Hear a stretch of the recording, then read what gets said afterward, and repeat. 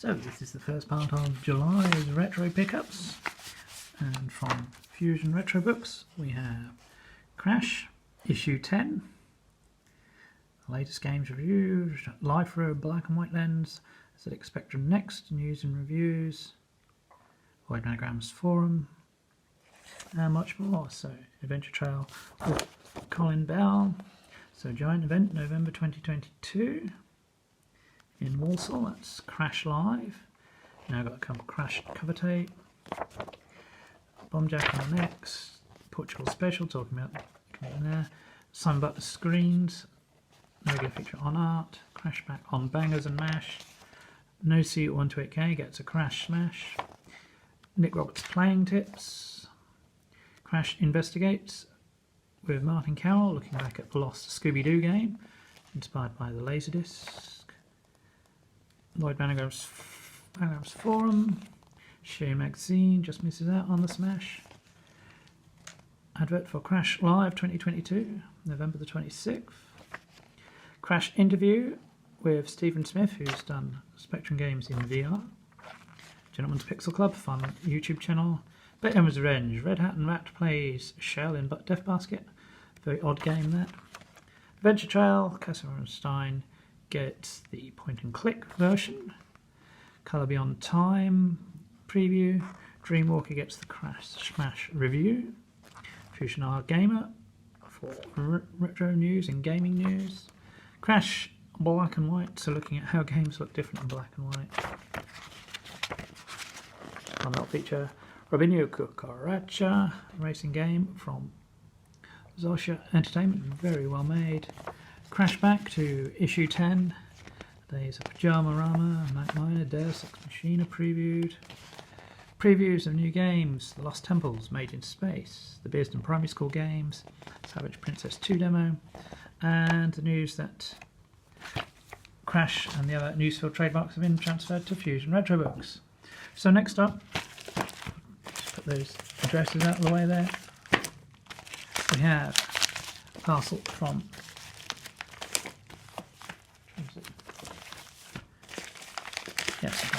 my good buddy Matt Corn, aka Witchfinder on YouTube and online. So he was selling some stuff through his eBay shop, so he sent me Skyfox on tape for free because I purchased Park Patrol. I don't actually have that as a separate game in my collection. I have it on a cover tape and on a compilation, but having watched his recent video on this, I thought that's quite a nice one. I'd like to have that to add to my collection. So that's in great condition there. Two more for my C64 collection. And then we have some Xbox 360 games from eBay. So I've already started playing this one, Guitar Hero Greatest Hits, updated tracks. And these are the master tracks, so the original artists rather than the standard Guitar Hero covers that were in the original couple of games. So I'll open this one. Interesting that package one actually says eBay on it, so I don't know where that one came from. So you might spot a theme with these next couple of releases. I'm trying to get a complete set of Guitar Hero games. So first up we have Guitar Hero Van Halen. I did enjoy the Guitar Hero Aerosmith on PS2 and I have AC/DC Live. So that's Van Halen. I see new and sealed, that one. So then let's open this orange package, which very kindly says eBay on it, so you know it's come from eBay. And this one is very sticky and apparently recyclable, which is good. Anyway, we can save reuse packaging is good. I often do with eBay purchases. Got a whole heap of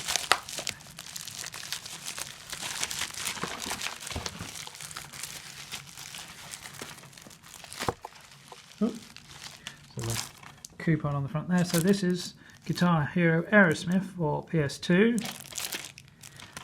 and that's the second last of those titles that I needed for my collection, so that's rather cool. And up next we have a piece of hardware which has inspired me to do an article and then also to do a feature on this type of thing, which will be in the Retro Gaming Times soon, September issue. So let me get this out of here. I don't know if you can see the shape of that under the bubble wrap. Bubble wrap. I'm babbling now. So let's take this out of the packing. Unwrap.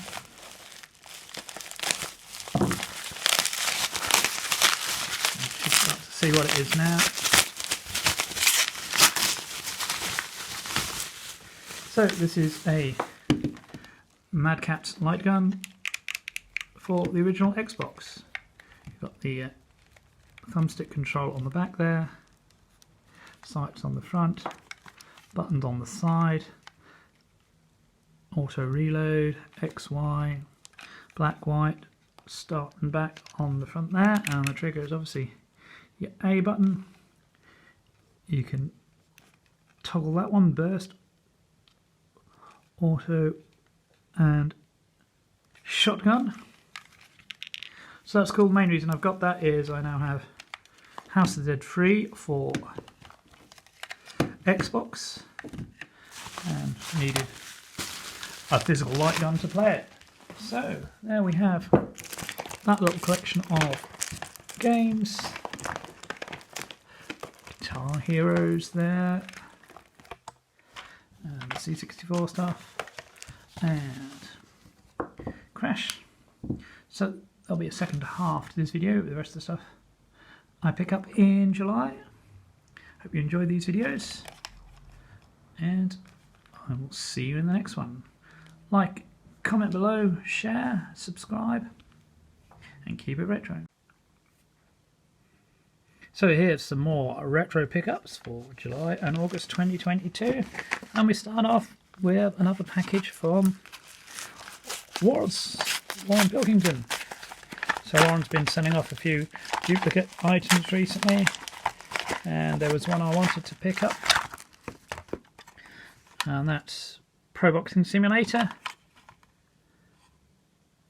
As you can see, it says new release, and that was quite controversial at the time because this was actually a re-release of By Fair Means or Foul by Superior Software, and you actually see on the end there, original design Michael and Terry Simpson, BBC version Michael Simpson, C64 version Jason Benham, Spectrum Ramson Charles Benham, additional graphics Chris Graham, production Stuart Regan, project manager Tim Miller, artwork Shan Savage, and illustration Rod Walker. So Cotton Master's got in trouble over that, and I'm actually hoping to interview Jason Benham about this for a future issue of Retro Gamer. Next up we have another package from my good buddy Wayne, who's sending off some games on eBay at the moment, and there was a package I thought I must have this one. I wasn't going to miss out on these. So we have, first of all is Summer Camp, and then there's Winter Camp. So the game's by John Ferrari, as the cover says there. Get involved in the craziest cartoon game ever. Maximus Mouse has to retrieve the lost stars and stripes for the grand opening day of Summer Camp. But where is it? So we look inside, and these are the disc versions. So the disc and instruction manual in there. And then the follow-up, Winter Camp. Ice cool fun. Maximus Mouse survived summer camp, but winter brings an avalanche of slippery skating, snowballing antics at Camp Nice and Icy. 8 frosty levels of mayhem test. Rescue Ranger Max. Can he save the Winter Wonderland? So no down there, but once again we got the disc and instructions. So lovely to add those to my Falmus collection. Big fan of Falmus. So now we go on to some recent magazines. We have Zap Amiga issue 5, which I'm involved in. And we'll just have a quick flick through there. So, covers, previews with David Simmons, In Command review I did there. The Amiga Adventure with Colin Bell.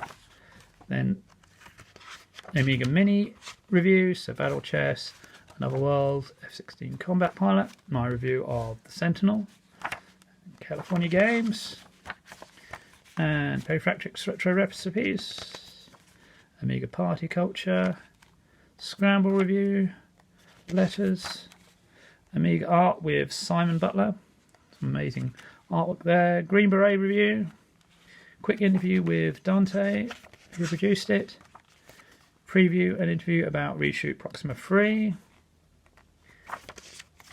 Demo Scene Legends interview there with the new artwork, and then Glenn Corpse talking about Bullfrog and more about Populous, Skill Grid View, Demo Scene logo update. So winner was Retroland from Critical, and then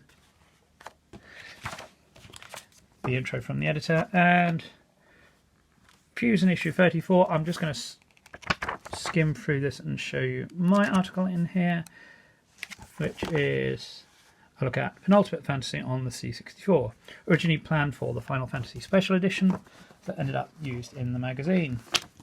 So then we have Retro Format 5, which has got a brilliant feature on Burnout games. So I'll just have a quick look at the contents here. Every Burnout game ever, Dungeons and Doom Nights on the NES reviewed, Shadow of Sergoth and Bean vs. the Annotator on Amiga, Travel Through Time Volume 1 and Nosy on Spectrum, Tenebra Polar Bear on Space C64, Jewel Warehouse 2 and Eridu on the Amstrad, and then some retro reviews, so Quake Remastered, Blast from the Past, Jurassic Park, and King Arthur's World on the SNES. E1M1 magazine reviewed, and then interview with the staff, and then the arcade feature this month is on Capcom and Classic Cinema Star Wars, the original trilogy. So that's issue 5 of Retro Format, magazine I'm involved with. And then we'll have a quick look at the recent Retro Gamers. So issue 235 has Wonder Boy on the cover, and my article in here, quick look there, Paul Drury, is the homebrew. So we've got Arcade Attack, recent arcade ports, including some brilliant ZX81 games by Jonathan Caldwell, News Bites, then Pechega, aka Panther, talking about Outrage, which took 2 years to develop, Zeta Wing cartridge review, Rival Gang CX2 on the Spectrum, Black Sea on MSX, and processing previews of SF2 Championship Edition and SNK vs Capcom. So that's cool. So that's issue 235, and just landed is issue 236 with a big feature on Street Fighter 2,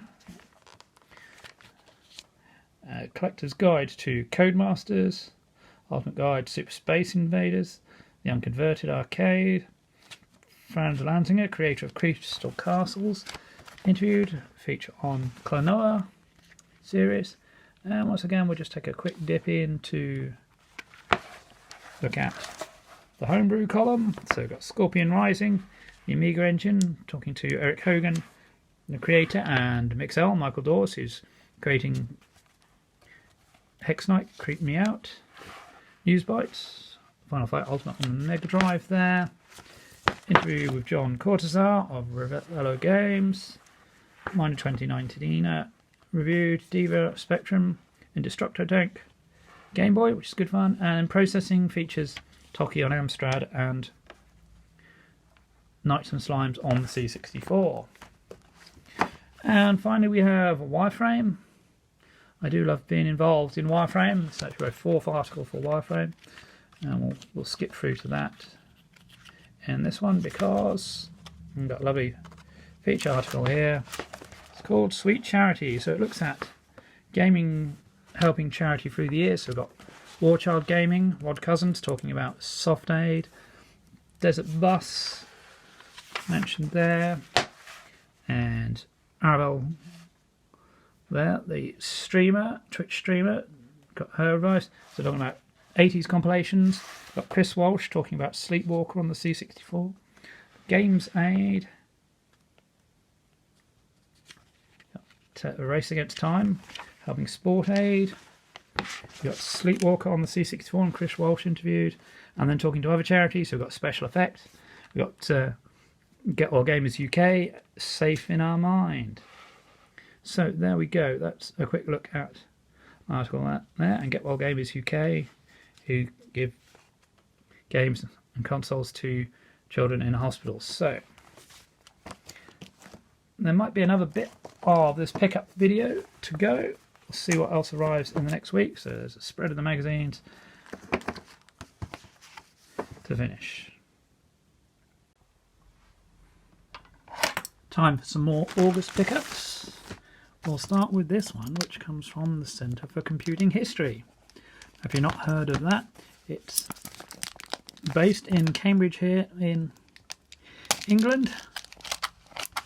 It started out as a private collection of retro computers and software, and for a time they specialised in hiring out old computers to TV productions and so on. So first up we have game consoles collectible cards.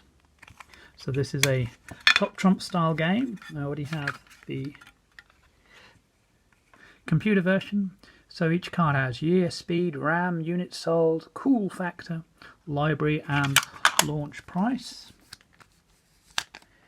And you can see the cool logo on the back, and then so we start with Atari Pong and move through the years. So that's cool. Another set to add to my collection of retro Top Trumps, and unfortunately the box is broken in transit, which is not good.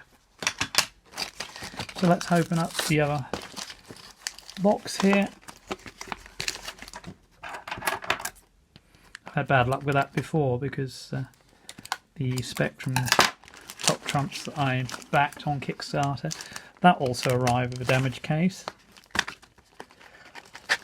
So that's a pity, but the creator of that campaign did send out replacement cases in better packaging. So on the other side we have my receipt, which you don't want to see. And then we have CPU Wars Volume 1, The Battle of the Desktops.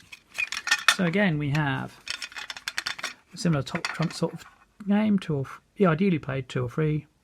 Player picks a category and the winner is one of the most.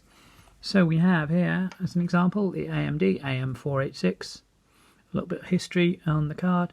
Maximum clock speed, maximum bus speed, introduction year, transistor count, data width, manufacturing process, die size, and max TDP. And as you can see, the symbols here, so max clock speed, the higher the better. Introduction year, the newer the better. So same with manufacturing process, the smaller you get the die size, the better it is. So that's those two.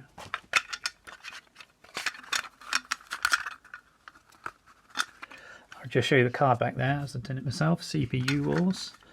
That's those two from the Centre for Computer History. As I say, it's a real shame the case is cracked there, and might be able to find a replacement. So then we have another parcel from my good friend Wayne, who's selling games on eBay again. So let's open it up. And there's a bag inside the bag.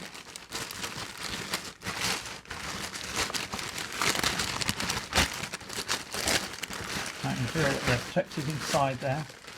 So this is cool. So we have a bag inside the bag. Let's open up the first bag, the blue bag. If I can feel it's got wrapping. Looks like Pass the Parcel, this one. Because inside the bag is paper to protect the game.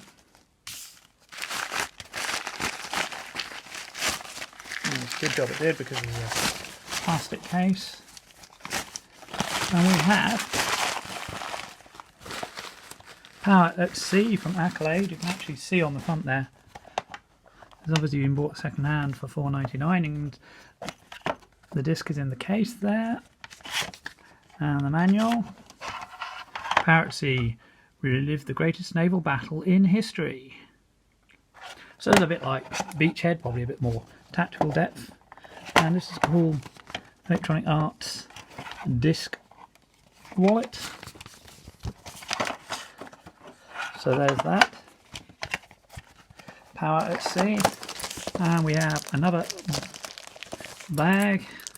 The bag inside the bag inside the bag. Only this one is grey. And this one is cardboard box this time. And we have a long title, Jack Nicklaus Greatest 18 Holes of Major Championship Golf from Accolade. Includes 2 Nicklaus Design Championship courses, Castle Pines, Colorado and Desert Mountains, Arizona. So very much in the style of the leaderboard games. Designed by Ned Martin of Sculptured Software and published by Accolade. So play 18 holes from courses where 4 major championships have been contested. Augusta, Baltusrol, Muirfield, Merion, Oakmont, Pebble Beach, Riviera, Royal Liverpool, St Andrews. 2 additional courses designed by Jack Nicklaus. Play against a computerised Jack Nicklaus who possesses skills patterned directly after his own game. Play with 1 to 4 people on a variety of computerised men and women golfers. Skin scoring or stroke play. Beginner or expert level on pro, men's or ladies tee. Effect of wind, direction, intensity. Rolling hills and random pin placement. So, another couple of games for my C64 collection there. And with the card games as well. That's the latest part of the August pickups. It's time for the next part of the August pickups video, and we have 3 new magazines and fanzines. We'll kick off with Free 64 issue 55, which came with the latest cheat card, although this is Manic Miner 64DX, which came with a built-in cheat menu, so there's no cheats on that card. But as you can see from the colour, this issue is about Flying Shark. And so there's the profile of the game at the front, a look at the sprites there, and Vinny's own verdict. Then we've got Apex Arcade, John Rowlands from Apex talking about the influence of Wardner, the arcade game, on the original creatures, and how there were sleepless nights to finish it off. Zap Back with Julian Rignall, looking at all the issues of Zap. So we've got issue 35 from March in 1988, featuring the Predator game and Project Stealthfighter Gold Medal. We've got Secret Squirrel, uncovering secrets in the last V8, and Airwolf. And then Developer's Den, interview with the programmer Andy Parton, who was responsible for the C64 version, although the inlay credits it to Dominic Cumming of Graph Gold, which was a mistake, and he also programmed then Maze Mania for Houston. We don't do reviews, but Dan Tootle reviews Rogue 64 there from Bitmap Soft and Badger Punch Games. Composer Watch with Chris Abbott of C64audio.com, talking about what the composers are up to in 1984. Vinny dives into the mouldy cupboard for another mouldy old game. This is Bug Diver from Galactic Software. And Diary of a Game, Steve Collins talking about the unreleased Tran, advert for a book on the back. So next up, from Fusion Retro Books, we have Fusion issue 35, which has a sort of a platform theme running through it. Antstream Arcade point and click games, Fusion Fail, Mega Man X7, Transformers on the Spectrum, talking about the licensed game from Ocean, report on the Retcon Gaming Festival 2022, and Cytronic, Teenage Mutant Ninja Turtles, Shredder's Revenge. Been playing that myself. Good fun. Fusion loves Lemmings. Toys that became movie props. Galaxian by Gary Arnott there. Tribute to classic game covers on Twitter. That moment when you met ED209 in Robocop, the arcade game. The conversion of that is coming to the Sega Mega Drive. Lego Star Wars. Ryan Coleman talking about how he collected some of that. Preview of the Crash event coming in November 22. Fusion Musical Marvels. Ben Honebone talking about Assassin's Creed Brotherhood by Jesper Kidd there. I can't buy the game I want to buy. PS4 version of The Quarry. Fascinating article here. Paul Twist talking about how he learned to play games one-handed after a stroke. And then we have Retro Faith looking back at Muddle Slug.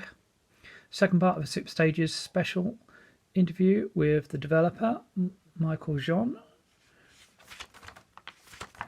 Nintendo Retro Revival. Retro Faith talking about Nintendo and emulation and backwards compatibility. Asteroids RX for the Spectrum Next. Fusion Fail, Mortal Kombat Mythology Sub-Zero. And Fusion R Gamer for gaming news. And finally, for the time being, we have Zap 64 issue 9. And if you go to the Patreon, you can also get the cover mount. You can get a digital version if you subscribe to the magazine. But that's the physical cover disc. Special artwork there celebrating 40 years of the C64. Some good games on the cover disc there. And then issue 9 with a specially generated cover by Perifractic. 40th anniversary of ACCG, Ashby Computers and Graphics. It's founded by the Stampters, Carol Ward and John Lafbury. Contents page. News. Sadly talking there about transferring the rights to Fusion Retro Books for Ollie Frey's art and Crash and Zap logos and so on. And since that was published, unfortunately, Ollie Frey has passed away. So on with the reviews. Bagman comes back. Brain Break, Minor 2019 version 2. Orbital Rescue. Zap game cover crackers with Graham Mason looking back at 1990. Advert for the Encore 64 project. Zap back review of Joe Gunn Gold Edition. Paolo Rofshin talking about Strike Back's title screen there. Artwork from Simon Butler's Art Gallery. Zaprat with Lloyd Mangrum. The Geek looking at adventure software again, so adventure news. The Quill and the Illustrator, special versions of those given away on the cover disc. Review of Carpathian Vampire from 2022. Beautiful 3D spread of Whizball. Munchkin reviewed from Pretzel Logic. Rodman Jr. Plus from Misfit.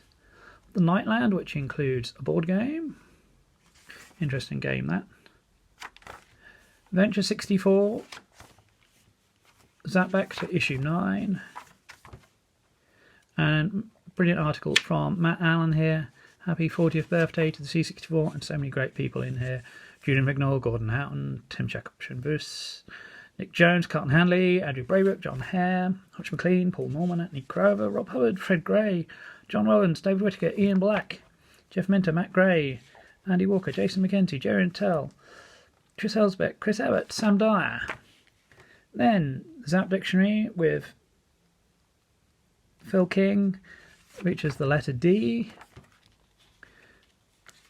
Newsflash with David Simmons. So we've got Icon 64 games coming up there, including Terrestrial, Skyhawk, Age of Heroes 2, Catnipped, and Holcan.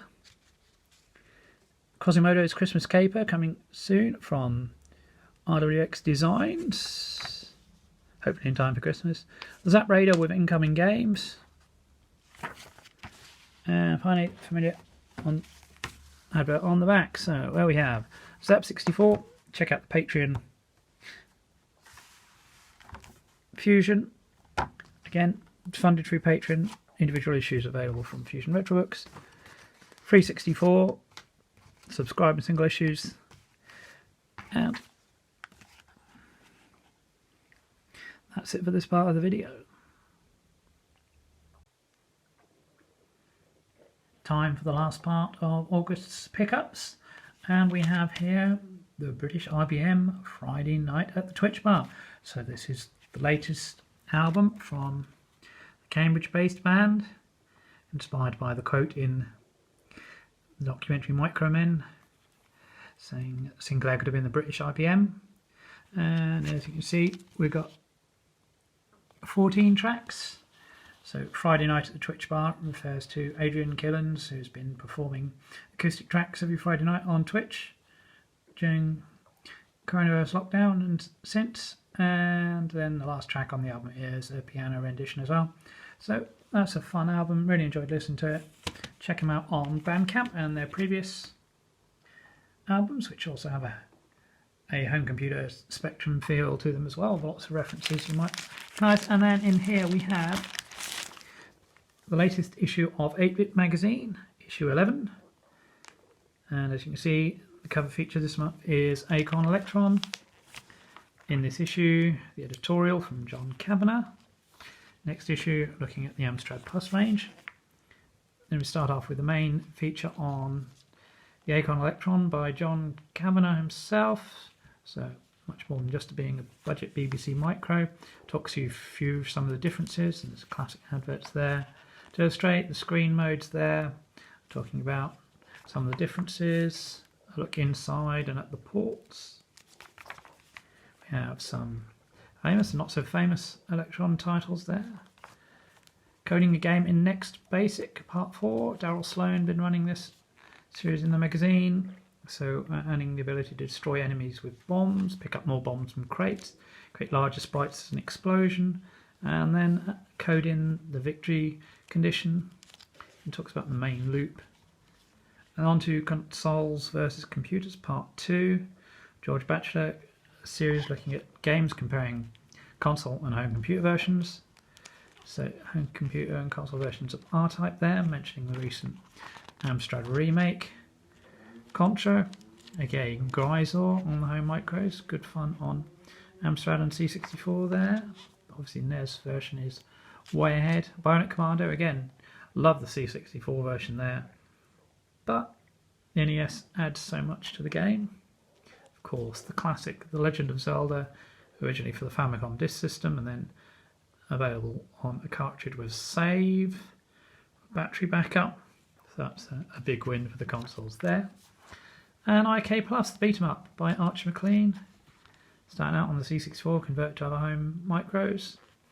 Twist being that there's 3 fighters on screen at once, rather than just 2. WEC Le Mans 24, probably best played on the CPC there, and led to the game Burning Rubber on the Plus machines, which will probably be mentioned in the next issue. A look at SimCity across formats. Commodore 64 version is slightly disappointing because of some of the changes they made, but it's still a playable game. It's good fun with all the different scenarios and disasters in there. Definitely one best played on computer, and there are some fun console versions. I like the Super Nintendo version of that. The Sentinel, absolute classic from Jeff Crammond. Also available for the BBC Micro, Amstrad CPC and ZX Spectrum. I've played the C64 version a lot. Just reviewed the Amiga version for Zap Amiga. Desert Island Games, George again here with his list of Amstrad CPC games he'd take to a desert island, a long list of nominees there, some great games among them. So in the top 10 we've got Mine Shadow, Navy Seals on the GX4000, Continental Circus, Inspector Hecty and the Interchange from High-Tech, Island of Dr. Destructo, Target Renegade, Rick Dangerous 2, Football Manager 2, Pinball Dreams, and his number 1 is Imperial Mahjong. Advert for Amstrad Circus. A Blast from the Past, it's a review of Equinox by Rafael Checo. Also on the C64 thanks to Nick Jones, and there's the Spectrum version as well. Advert for Retro Format issue 5 out now. And then Reload Kickstarter. So I hope you enjoyed this look through some of the stuff I've picked up in July and August, and you'll continue to watch the channel. Comment below on what you've picked up this month. Like and share the video. Subscribe to the channel for more unboxings, retro shelf book and magazine reviews, merch stand, looking at merchandise, and also gameplay videos. And you can also support the channel through the Ko-fi page, ko-fi.com/merman1974, and funds from that will help purchase new stuff to show on the channel. So, once again, thank you for watching, and see you next month.